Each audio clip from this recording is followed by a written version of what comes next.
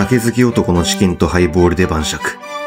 鶏もも肉をチップに入れ、塩、醤油、酒、ニンニク、生姜、マヨネーズ、ヨーグルトを入れよく揉み込み、冷蔵庫で30分置く。卵を割り、ようじで数箇所穴を開けたらレンジで50秒。2個作ったらボウルに入れ、マヨネーズ、ブラペを振り混ぜ合わせる。水菜を切る。ボウルにオリーブオイル、塩、ブラペ、粉チーズを入れ混ぜる。チキンを焼いていく。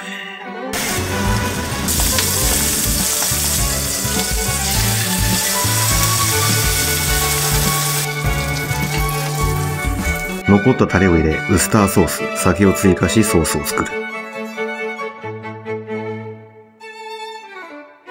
盛り付ければ、てりたまチキンの完成。今日はワイルドターキーのライ。甘さ控えめでさっぱりとうまい。さあ実食。